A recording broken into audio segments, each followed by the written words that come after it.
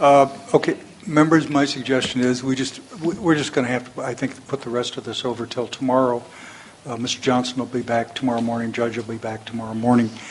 So let me just make sure, Mr. Knopp, Mr. Ray, tomorrow morning we will pick up the risk reduction policies from RR2 on forward.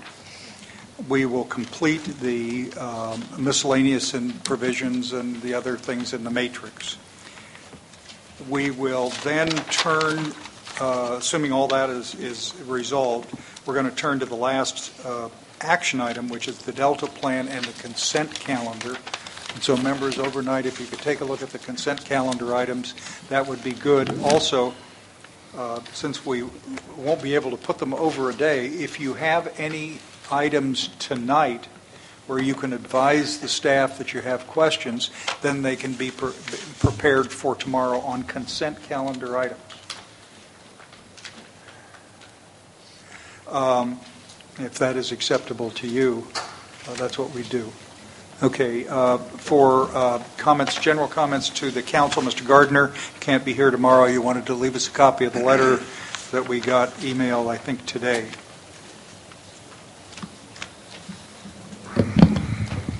Okay, it's being passed out now. Thank you, Mr. Chairman.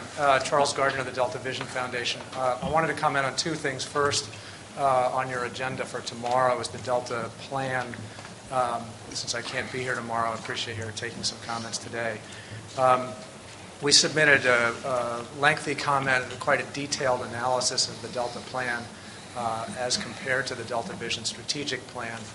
And I would say overall our focus on those comments was to improve the Delta Plan now to set the stage for implementation.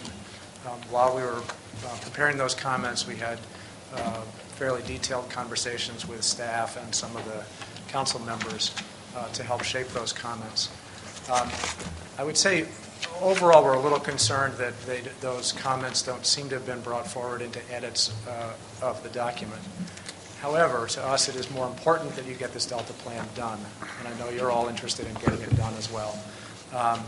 But let me give you two areas that I think particularly that you can address. One I hope you will address tomorrow, and that is one of the aspects of the Delta Plan as it's written now is that the council actions are not consistently and clearly identified and committed to in terms of timeline and schedule. So I would recommend some minor modifications of the plan to clarify the actions that are council actions, put them into one place, probably the timeline in Chapter 2, clearly state that you're committing to them, set some deadlines, and essentially hold yourselves accountable. As Mahatma Gandhi says, be the change that you want to see. Since we want everybody to be accountable, it can start with the council and the 12 or so actions that you've identified. I think that's a relatively simple modification that would set the stage for implementation and demonstrate to the other agencies that you're serious about accountability. The second thing I would say is probably more appropriately addressed in the executive summary, which I know is in development. So I'll just touch on that briefly. And that is, in our comment letter, we suggested that having clarifying the top level objectives in a way that is co-equal. For example, diverting more water in wet years, less in dry years, which is in several places in the Delta Plan. But bringing those things forward into the executive summary where stakeholders, other agencies can see those overall objectives that drive success in the Delta, I think would be a really good thing to do as you're drafting the executive summary.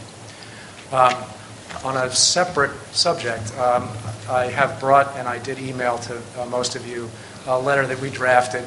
The last time I was before you, I mentioned that we've been asked to comment on the portfolio alternative and BDCP. The letter that I provided to you is our comments regarding BDCP, and particularly the concept of linked and integrated actions. And particularly, I think the main point of the letter is that the time is now right in terms of the overall Delta fix to start to bring together the conveyance and habitat restoration of BDCP with those other linked actions of storage, water use efficiency, recycled water, through Delta conveyance improvements, and link those together.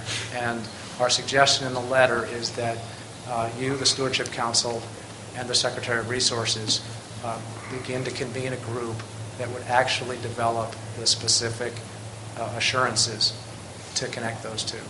So as the BDCP, by law, would be incorporated into the Delta plan, that it would be a work group to develop the assurances that would bring the Delta plan into BDCP and connect those two so that we truly have a comprehensive Delta fix. So that's the gist of the letter.